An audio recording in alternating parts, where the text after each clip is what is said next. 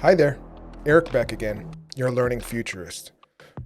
Artificially intelligent created art is nothing new, but it's hit a recent peak because it's reached that critical point where almost everyone, especially artists, have seen some of these incredible images that are being created by AI systems like Midjourney or OpenAI DALL-E 2 and others. And I've been going down the rabbit hole myself with these because it's been in the news of late, and I'm mostly curious, as of course I am, about these signals moving towards the future because they're getting clearer as more people are starting to think about, like government, artists, lawyers, about how these systems are going to affect the way they do business, run their lives, and conduct themselves. So I even went down the rabbit hole with this myself.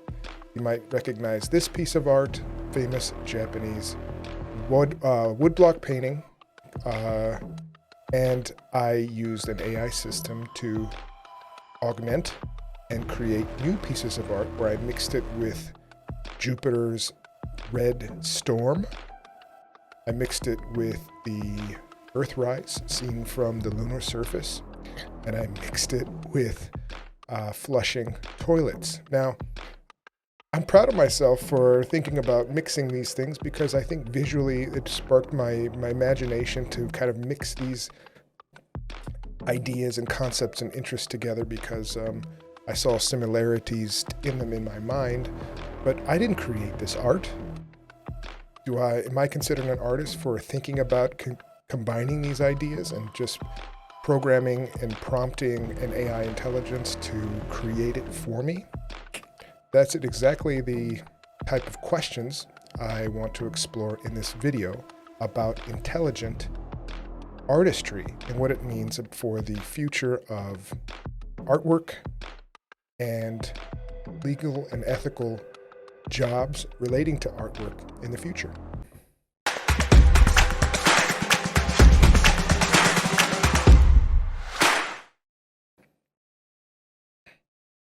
Midjourney is popular because it runs through the popular software Discord. So that one I recommend you go on and see what other people are creating. You can watch it, just scroll by. You can kill a whole afternoon just seeing what people ask the AI to do and what it creates. It's very fascinating. DALL-E 2 went through kind of a beta version, and Imagen by Google Research. Those are all kind of freemium, pay-to-use systems. Now we have Stable Diffusion, and it's available pretty much open source. So the speed in which this stuff is becoming available and the artistry, for lack of a better term, the stunning ability for these systems to create beautiful pieces of artwork, creative pieces of artwork, is getting better so fast. Just a year ago today, these systems weren't half as good as they are right now. So you can imagine in just a little bit of time, these things are going to be able to do a whole lot more. So I went on and I spent a good maybe half day, playing around with all of these systems, seeing how they differentiate from each other and how much I can create art. And the examples I showed at the beginning of this video were some of my favorites from creating stuff over the couple hours that I spent trying to create art using these systems.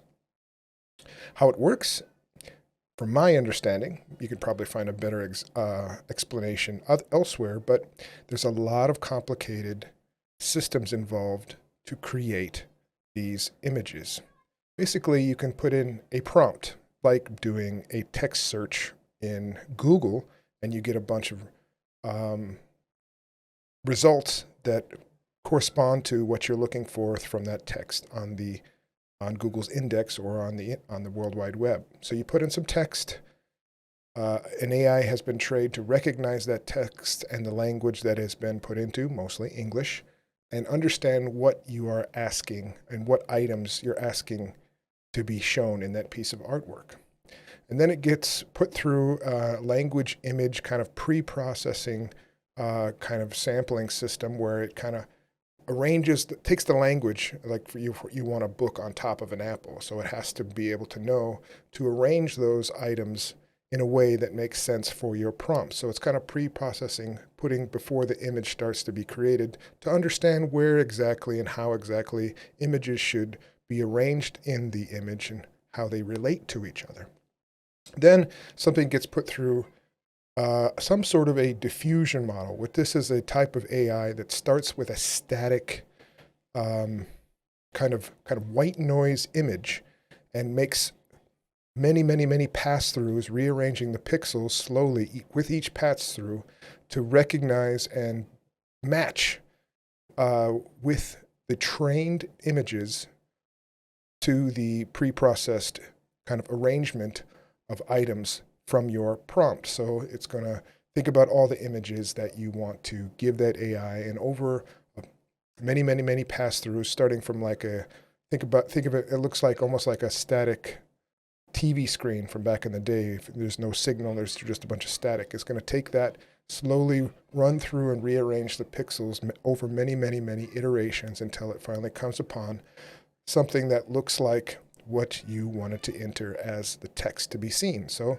put some text in, take some time to understand what you're asking it. Then it takes some time rearranging and thinking about how to put those images that you're asking for in relation to each other. And then it goes through the diffusion model to slowly take a static white noise image and have the real image slowly start to creep out of what you wanted. You can watch that in real time with a lot of these software systems. You can watch it actually go from a very gray or black image and slowly start to pull out the images that you might see. It's very fascinating to watch. So in the news, this is, of course, making waves. One story, somebody actually made some artwork with AI and won first place at the Colorado State Fair and made a lot of artists angry. And artists in general are worried.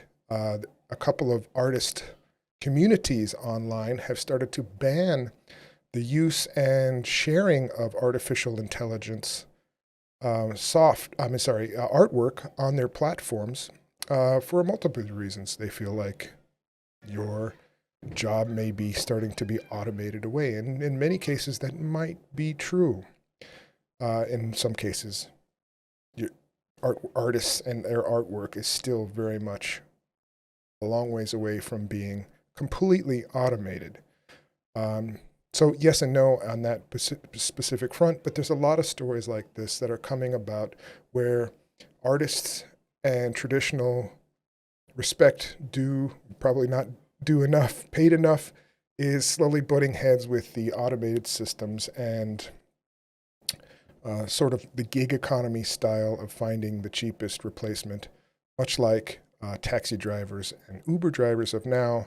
You're going to start maybe seeing artists and AI prompters that can start doing the work of some low-level artists in some situations, and even enough to win prizes like this now. But what I'm really worried about, what I think about when I think about these things, is the ethical and legal implications of this moving forward for a lot of different reasons. The U.S. has come out and said you cannot copyright something that you use artificial intelligence to create. This is still being appealed. This goes for not only art, but music and other kind of written material that's also being generated by AI systems already today as well.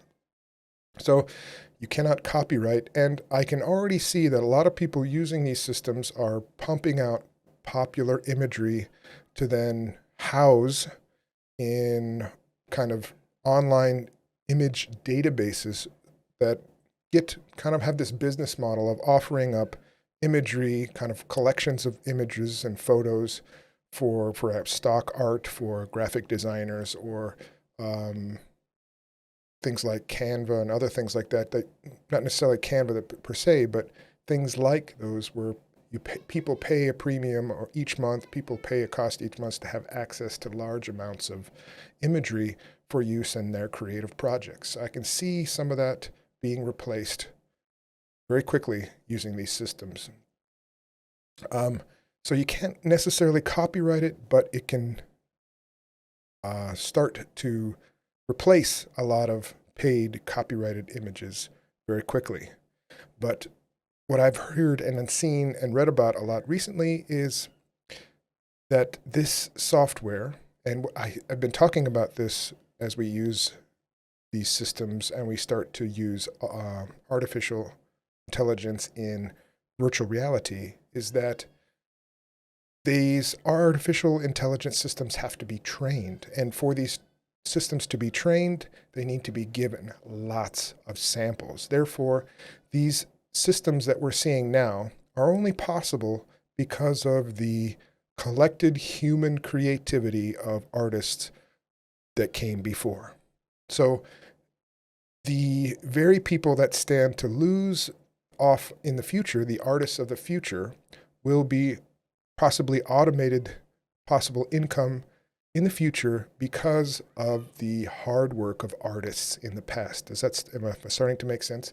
These AI systems, without the help, without having their AI models look at their artwork over the course of human history and get trained on what art is supposed to look like, what styles are, what this means, how things are related to each other, how artwork can be taken from different perspectives, and the use of different styles. In a lot of these programs, you can even put in, I want a picture of something in the style of Salvador Dali or any other artist that you might think of.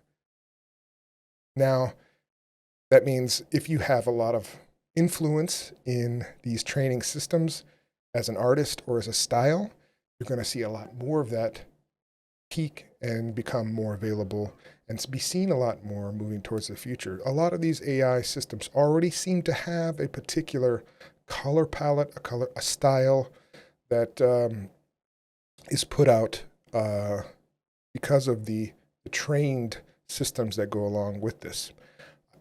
One telling quote that I saw around this is that these systems are a washing machine for intellectual property. I'll say that again. These systems are a washing machine for intellectual property. Basically, instead of money laundering, this is intellectual property laundering. So it takes a bunch of stuff, perhaps copyrighted, perhaps not.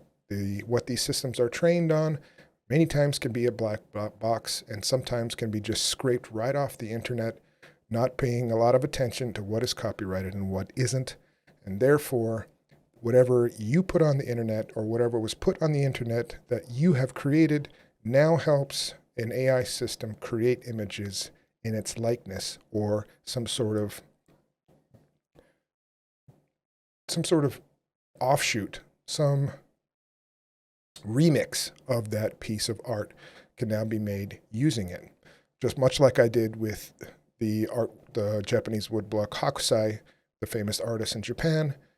His artwork was remixed with those other influences I did at the top of this video. So what does that mean for the overall artist industry, as artists in general? I'm not quite sure. I have a feeling that artists and artists' work will still be in high demand. There's a lot of companies that are, of course, looking to offset the cost of generating lots of art through these systems, like creating games using these automated systems or artwork around books and things like that using these systems. But I found that using these AI-driven systems that you still don't get, if you're looking for a specific thing or you're looking for a specific style or you can't get the AI to do what you want, you'll have to then look to a professional artist. The art, especially specific art, it's not going to stop there. As we move towards the future, we're already seeing this type of issue, not just in perhaps visual art, but in videos, photography, essay writing, copywriting, now even getting into things like legal document creation and the creation of other types of not even kind of less formal art, like voice acting, for example. So what I see now coming about is an arms race in artificial intelligence. And this arms race is not necessarily what you hear a lot of the times between, for example, the United States and China in an AI kind of race for supremacy and taking off. This is more of an arm race between stakeholders, workers, and companies that are looking to leverage AI systems to offset costs related to artwork and creative endeavors. Case in point, as a university teacher, teaching at a university and looking at educational technology, one kind of trend that I see is AI essays used by students to generate essays. They might be rewritten by them, but there's a quick tools out there that students are learning about to put in topics, put in a couple prompts, and get a few paragraphs on whatever topic they want to get them started on writing essays. On the other end of that, universities are worried about plagiarism from their students, copying, pasting from the internet, and therefore are going out and training, buying kind of platforms and software services from companies to then put students' essays through an AI machine algorithm to suss out if that essay is either AI generated or copied and pasted from somewhere on the internet. Now you can see both sides in an arms race moving forward, and each side is losing out on a lot of different things, and both sides of this equation, the AI systems win. What I mean by that is the students that use the essay kind of creation softwares are losing out on the kind of human inquiry and muscle building of writing essays. And the universities are paying to train AI systems from student-created artwork, basically essays. Students create it.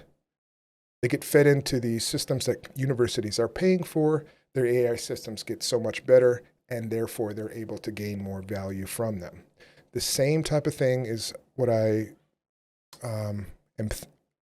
envision happening around the use of virtual reality and augmented reality from big platforms like Meta and Apple. We use these virtual reality, our fingers move, our eyes move. We train systems how to move like human beings, how we act, how we perform jobs, how we move things around. And therefore, that data set can now be trained for perhaps robots or perhaps virtual constructs inside of a virtual system. They become much more robust data sets and much more valuable in the future. Similar thing is happening with platforms and AI-generated content. Now, there's a couple of weird things happening here because I think platforms like YouTube and TikTok and Instagram are all pushing towards AI-curated feeds, meaning it doesn't matter who you like or who you want to follow anymore. They want to show you what you think you want to see above what you want to see, if that makes sense, right? The TikTokification of social media. TikTok has been such great at sucking up and being a winner in the attention economy, and they use that model, and all the others are following suit.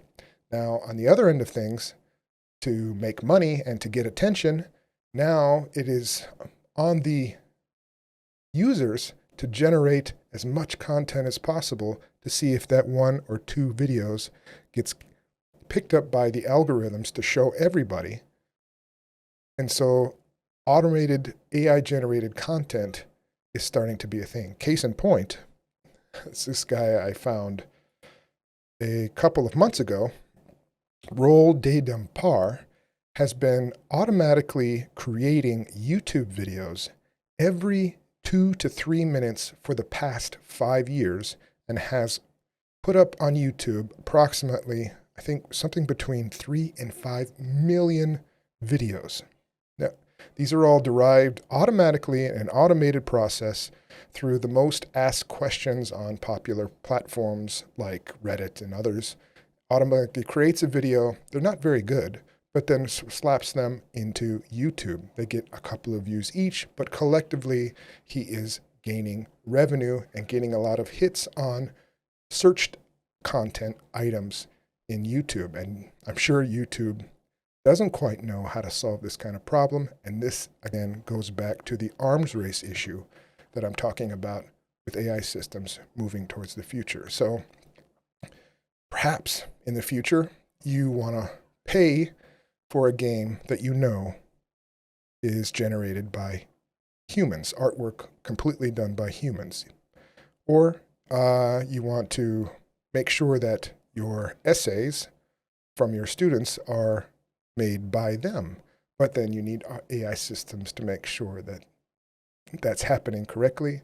And you may need an AI system to kind of check to make sure that your game and the music in it is generated by people. And therefore, you know your money is going towards supporting the artists rather than some corporation decided to outsource that stuff to an automated system. A lot of these questions are way up in the air still. I'm very curious to see how it's going to suss out in the future when it comes to artificial intelligent artistry. I'd love to hear your thoughts about this and many more. You can see a couple of other videos that I've already posted about this, what I mentioned about virtual reality and augmented reality on my channel. Please come check those out too.